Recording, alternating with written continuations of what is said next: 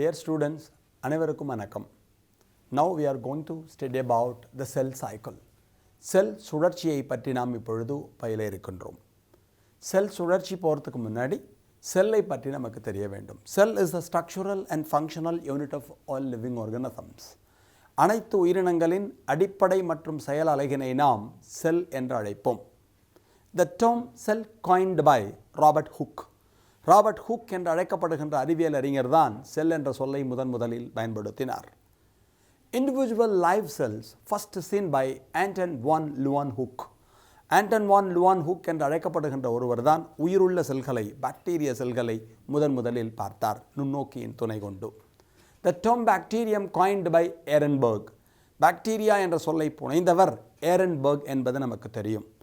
Cell theory proposed by Sladen and Schwann. செல் கோட்பாட்டை உருவாக்கியவர்கள் ஸ்லைடன் மற்றும் Schwann என்பவர்கள் நமக்கு தெரியும். அதன் தொடர்ச்சியாக now we come to the cell cycle. Cell cycle போகிறதுக்கு முன்னாடி நமக்கு 3 செல் டிவிஷன் தெரியும். Mitotic, mitotic and meiotic cell division. Mitosis, mitosis, meiosis. வேறு மாதிரி சொல்லணும்னா டைரக்ட் செல் டிவிஷன் நேரிடை செல் பெறுதல், இன்டைரக்ட் செல் டிவிஷன் மறைமுக செல் பெறுதல், and meiosis the reduction cell division என்ற 3 செல் பிரிதல்கள் காணப்படுகின்றன. What is cell cycle? A series of events leading to the formation of a new cell. A series of events like G1 phase, S phase, G2 phase, mitotic phase, the G0 phase leading to the formation of new cell. ஒரு புதிய செல் உருவாவதற்காக செல்லின் உட்புறத்தை எண்ணற்ற நிகழ்வுகள் நடைபெறுகின்றன. இந்த நிகழ்வுகளின் தொகுப்பினைத்தான் நாம் செல் சுழற்சி என அழைக்கிறோம். இந்த செல் சைக்கிள் போகிறதுக்கு முன்னாடி மைட்டோசிஸ் எங்கே நடக்கும், மைட்டோசிஸ் எங்கே நடக்கும், மியோசிஸ் எங்கே நடக்கும், where the cell division takes place. Mitosis, mitosis மற்றும் மியோசிஸ் அப்படின்னு 3 செல் பிரிதல் நமக்கு தெரியும். Amitotic cell division takes place in prokaryotic organisms like bacteria and some lower plants and animals. Prokaryotic உயிரினங்களாகிய பாக்டீரியா போன்றவற்றிலும் தாழ்நிலை உயிரினங்களிலும் தாவரங்கள் விலங்குகளிலும் ஏமைட்டோசிஸ் நடைபெறும். Mitotic cell division responsible for growth in organisms takes place in the body cells or in the somatic cells. நம்முடைய உடல் செல்களில் நடைபெற்று உடல் வளர்ச்சிக்கு காரணமாக இருப்பதற்கு மைட்டோசிஸ் என்று பெயர்.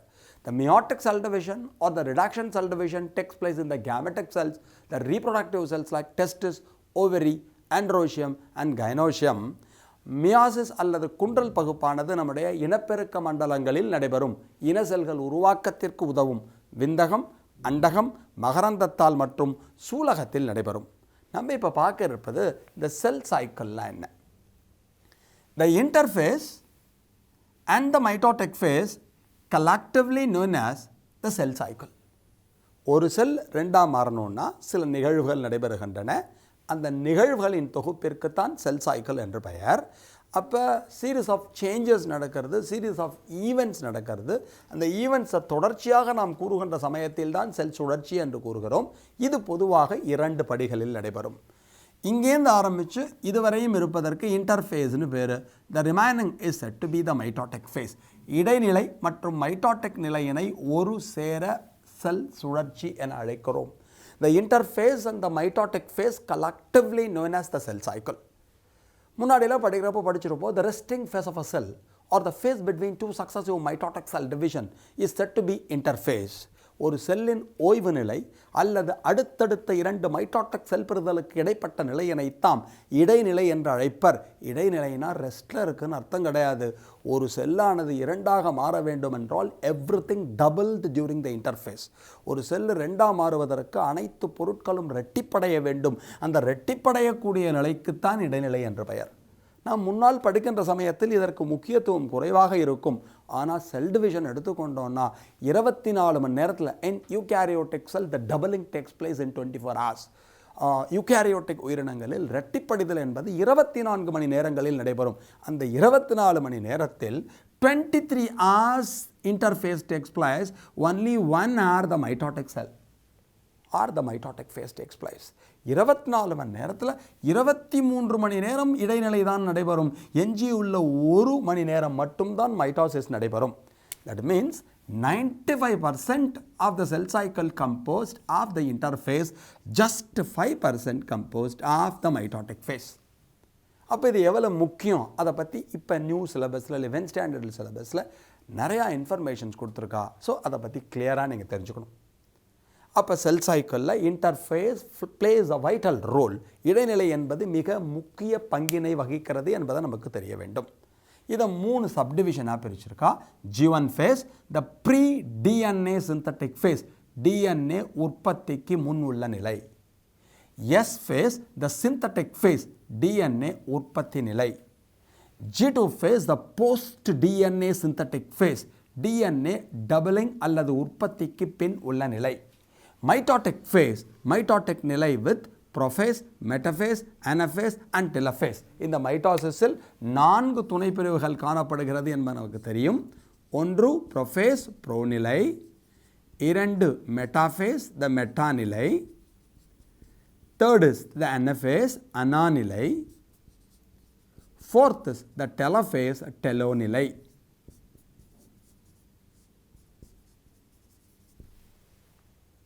அப்போ இந்த prophase, metaphase, anaphase, டெலஃபேஸ் just 5%, 1 hour மட்டும்தான் நடக்கும். பாக்கி the remaining 23 hours this interface takes place.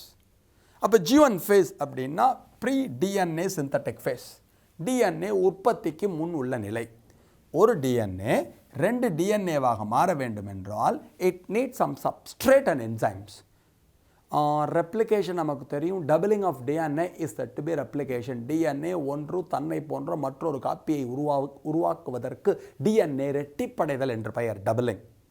அப்போ ஒரு டிஎன்ஏ 2ஆக மாறணும்னா it need some enzymes and substrate. சில நொதிகளும் தளப்பொருட்களும் தேவை.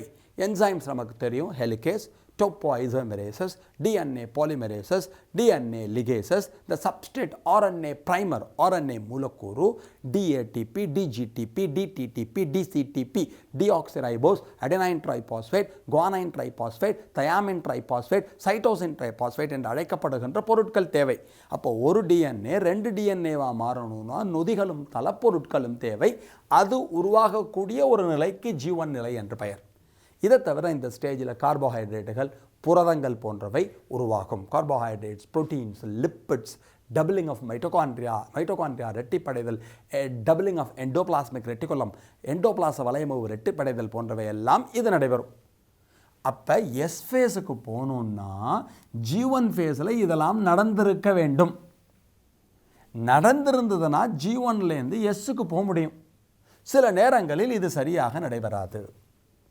என்சைம்ஸ் ப்ராப்பராக இல்லை, சப்ஸ்ட்ரேட் ப்ராப்பராக இல்லை, கார்போஹைட்ரேட்ஸ் இல்லை, ஃபேட் இல்லை, ப்ரோட்டீன்ஸ் இல்லை. ஒரு டிஎன்ஏ டபுள் ஆகிறதுக்கு என்னென்ன வேணுமோ அந்த சப்ஸ்டன்சஸ் இல்லைன்னா here there is a check point. இப்போ 2 ப்ரோட்டீனை பற்றி சொல்ல போகிறேன், ஞாபகம் வச்சுக்கோங்க. One is cyclin, another is cyclin dependent kinases. One is cyclin, another is cyclin dependent kinases.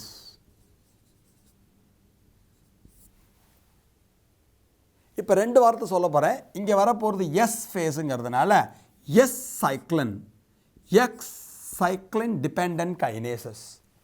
S cyclin, S cyclin dependent kinases. இதை மனசில் வச்சுக்கோங்க.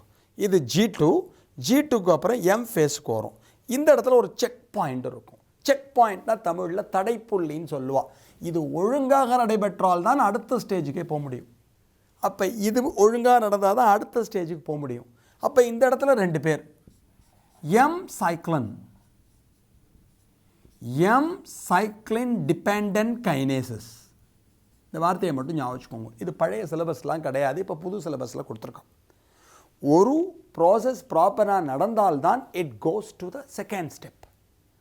இஃப் எனிதிங் ஹேப்பன், ப்ராப்பராக இல்லை, செல்லுக்கு ப்ராப்பராக ஃபுட்டு கிடைக்கல, செல்லுக்கு ப்ராப்பராக ஹார்மோன் கிடைக்கல, லேக் ஆஃப் நியூட்ரிஷன், சாப்பாடே இல்லை, or less food is taken, or lack of growth factor, வளர்ச்சி நடைபெற வேண்டும் என்றால் அதற்கு சில ஹார்மோன்கள் தேவை, அது ப்ராப்பராக கிடைக்கல, then it go to acquiescent state, a resting state. The resting state is said to be the G0 phase or the quiescent state or the அமைதி மையம்.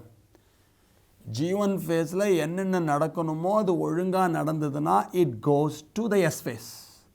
Here there is a check point. இங்கே ஒரு தடைப்புள்ளி காணப்படுகிறது. இது ஒழுங்காக நடந்ததுன்னா it goes to the S phase. இது ஒழுங்காக நடக்கவில்லை என்றால் இதுக்கு தான் 2 பேர் சொன்னேன். S cyclin dependent kinases. இது 2 என்ன பண்ணணும்னா இந்த ப்ராசஸ் முடிஞ்சுடுத்தோம்னா இங்கேருந்து இந்த ஸ்டேட்டுக்கு செல் அனுப்பும். இது நடக்கலைன்னா it goes to the quiescent state. அமைதி நிலைக்கு சென்றுவிடும். அமைதியாக இருக்கும்னா G0 ஃபேஸ்ன்னு அதை சொல்லுவாங்க. G0னா அமைதியாக இருக்கிறது என்பது பொருள் அல்ல. ரெஸ்டிங்கில் இருப்பா. It is metabolically active. அனைத்து வளர்சிதை மாற்றங்களும் தெளிவாக நடைபெற்று கொண்டிருக்கும். But it doesn't replicate. ரெட்டிப்படைதல் என்ற ஒரு நிகழ்வில் மட்டும் அது ஈடுபடாது. டிஎன்ஏ ரெப்ளிகேஷனில் மட்டும் இன்வால்வ் ஆகாமல் அது ஒரு ரெஸ்டிங் ஸ்டேட்டில் இருந்ததுன்னா we are calling it as the quiescent state or G0 state. The cell is metabolically active without proliferation. வளர்சிதை மாற்ற நிகழ்வுகள் நடைபெற்று கொண்டிருக்கும். ஆனால் என்ன ப்ராப்ளம் அப்படின்னா ரெப்ளிகேஷன், டிஎன்ஏ ரெட்டிப்படைதல் என்ற ஒரு நிகழ்வு மட்டும் நடைபெறாது. இதை குயிசன்ட் ஸ்டேட்னு சொல்லுவாள். நம்ம ரொம்ப முக்கியமாக ஞாபகம் வச்சுக்க வேண்டியது mature neuron. The structural and functional unit of the nervous system is said to be neuron. நரம்பு மண்டலத்தின் அமைப்பு மற்றும் செயல் அலகினை நாம் நியூரான்கள் என்று அழைப்போம். அந்த நியூரான்களும் the skeletal muscle, striated muscle, நம்முடன் எலும்புடன் இணைந்து கொண்டிருக்கக்கூடிய வரியுடைய தசைகளிலும் they are always in a quiescent state.